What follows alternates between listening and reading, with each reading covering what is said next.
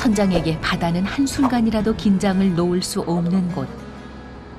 오늘 조업에는 3명의 선원이 함께합니다. 스탠바이. 나왔어요. 부표를 걷어 올릴 때면 오늘은 또 얼마나 많은 문어를 건져 올릴지 설렙니다.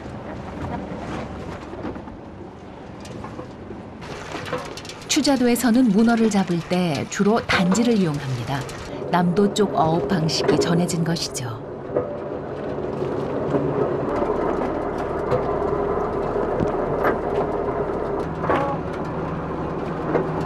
단지에서 문어를 꺼낼 때는 소금을 뿌려 자극을 줍니다. 문어가 단지로 들어갈 때는 이미 먹이를 충분히 먹은 다음입니다. 배부른 문어는 단지를 안식처로 생각하고 들어가기 때문에 한번 들어가면 쉽게 나오려 하지 않습니다. 일정한 거리에다가 이걸 이제 내려놓은 다음에 한 보통 일주일 정도, 5일에서 7일 정도 주기적으로 이걸 이제 올리면 문어가 집 있는 줄 알고 여기 들어가 있는다고요.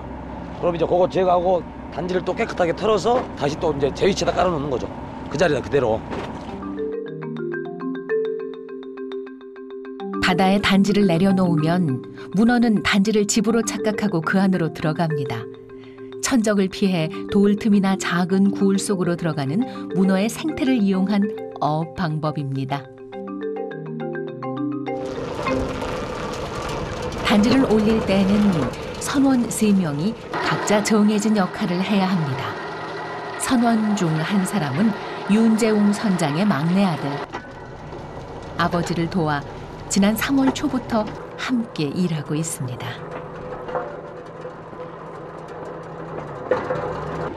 우리 아들은 앞잡이, 우리 저 반다루는 이제 중간잡이.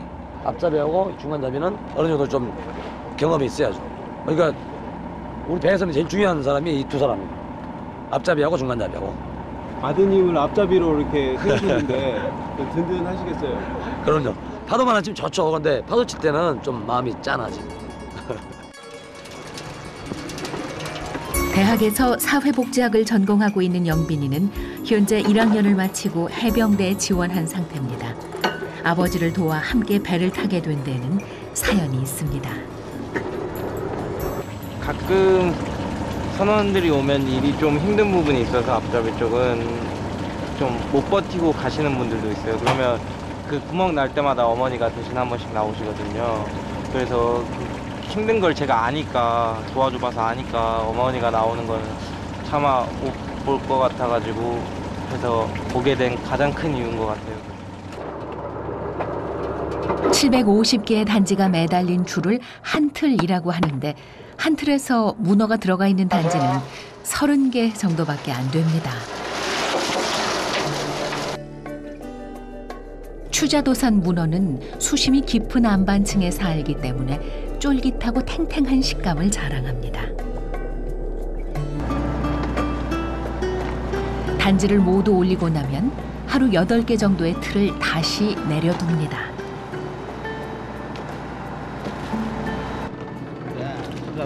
배 위에서의 작업이 끝나갈 무렵에야 식사 준비가 시작됩니다. 때 맞춰 먹는 일이 바다 위에서는 쉽지 않습니다.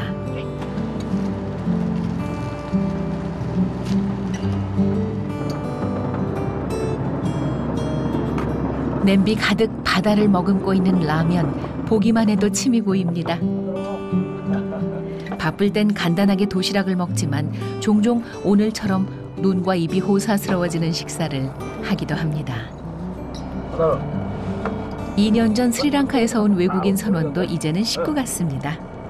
그렇게 몇 번 하고 도와줘야 돼. 뒤에서 같이 밀어주면 올리기 훨씬 쉽지.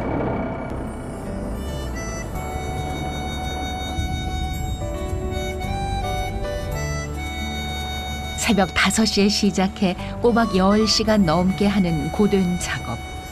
바다에서의 긴 하루를 끝내야만 배는 다시 항구로 돌아올 수 있습니다. 오늘 잡은 문어는 항구에 있는 가두리 양식장으로 옮겨집니다. 어획량이 많지 않을 때는 이렇게 모아두었다 판매를 합니다.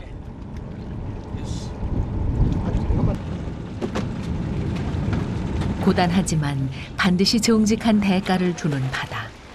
거센 물살과 싸우며 위험을 감수해야만 하는 일이지만 바다를 거부할 수 없는 어부의 마음을 시간이 지나며 아들도 알아갑니다. 그래도 꽤 되네 양이. 건물 애썼다. 아이고 수고하셨습니다. 다시. 그 어린 시절부터 이상하게 고향에 살고 싶었어요. 못 들어 나가는 게 소망이 아니었고 항상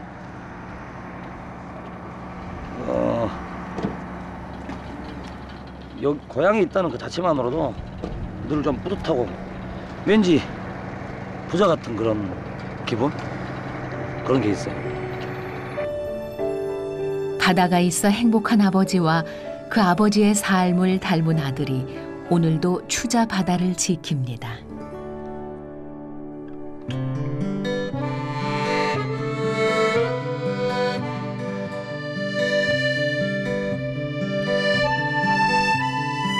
제주 속의 다도해라 불리는 추자도 천여 가구 주민 대부분이 어업에 종사한다 해도 과언이 아닐 만큼 바다에 기대어 살고 있습니다.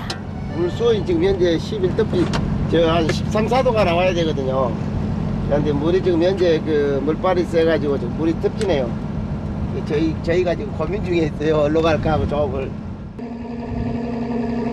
5톤 미만 소형 어선은 부부가 함께 일하는 경우가 많은데 인건비를 절감할 수 있기 때문입니다.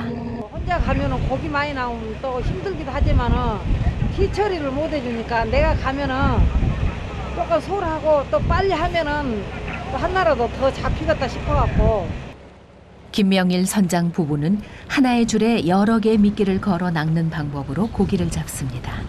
고기가 멸치인지 알고 밑밥 자기가 먹을 수 있는 프랑크도 밑밥인지 알고 물다 보면 걸리면 저희들은 이제 홀림 낚시로 낚아요. 이맘때는 3m 가까이 되는 긴 줄을 사용해 삼치와 방어를 주로 낚습니다.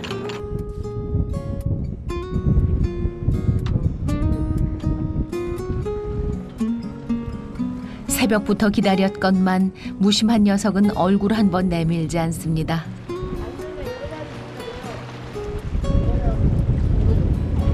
아 관계없죠. 고기 물 때도 까불 때도 있고.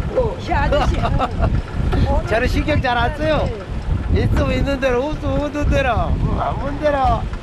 아이 저 인생살이가 다 그렇지 않습니까?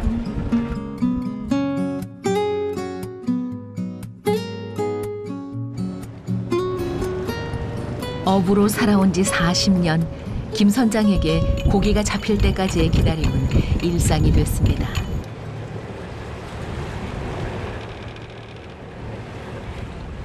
그런 남편과 달리 아내는 진작부터 속이 타들어갑니다. 한 봉을도 안 나와. 한 마리도 안 나와. 한 마리도. 얼른 빼쇼. 뼈 안에도 다 뺀다. 여기 다 왔을게. 그것도 한 마리 낚아봐야 될까 이제? 한 마리 딱 한 마리. 유류비가 비싸기 때문에 고기를 잡지 못하면 손해가 이만저만 아닙니다.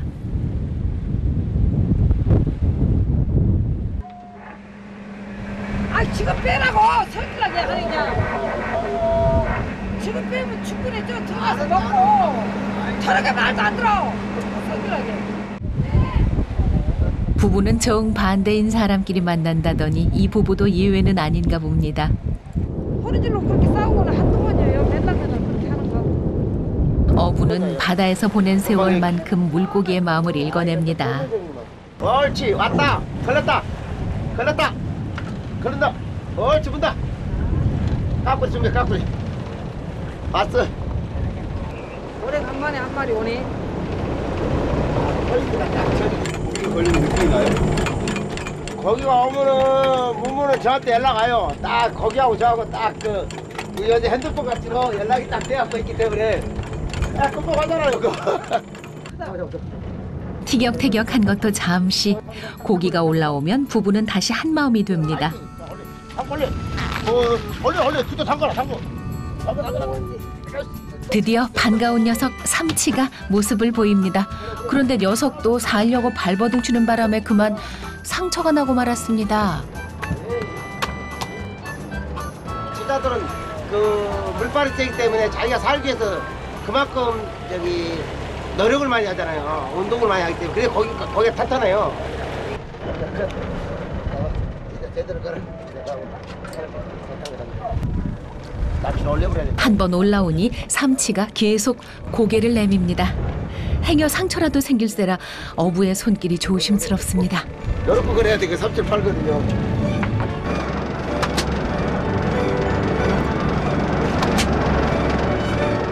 한 원래 이렇게 씌우면 안 돼, 낚시를. 그 고개가 연이어 올라오는 걸 보니 포인트 선점을 제대로 했나 봅니다. 어획량이 많지는 않지만 다행히 큰 녀석들이 올라왔습니다.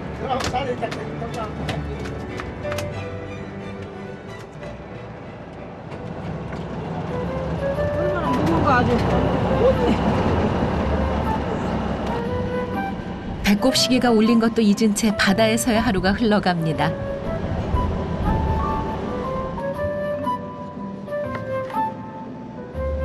오늘 마수거리로 잡은 삼치가 부부의 만찬에 오를 모양입니다. 바다에서 올릴 때 상처가 나버린 탓에 어차피 지갑받고 팔지도 못합니다. 돌아가자며 화를 냈던 게 미안한 아내는 정성스레 식탁을 차립니다. 와, 또 맛있는 거 많이 갖고 왔네. 먹어봅시다. 왔다. 맛있는 거 젓가락. 보이네. 삼치는 육질이 연하고 담백해 고소한 맛이 일품입니다. 추자도에서는 삼치회를 먹는 방법이 조금 색다릅니다. 소스를 약간 이렇게 찍어요. 예, 이렇게 찍어가지고 김치에다가 이렇게 얹어가지고 이렇게 얹어가지고 이렇게 먹으면 돼요. 함께 먹는 거죠. 서로 다른 두 사람이 만나 부부라는 이름이 익숙해지기까지 긴 시간이 필요했습니다. 그러나 그 시간을 함께하는 동안 아내는 남편의 유쾌함을 닮아갔습니다. 기분이 좋네요. 잡아서 먹으니까 기분도 좋고 맛있네요. 만선의 꿈을 안고 나섰지만 바다가 내어주는 만큼에도 만족할 줄 아는 사람들. 어부의 소박한 이야기로 추자 바다의 하루가 저뭅니다.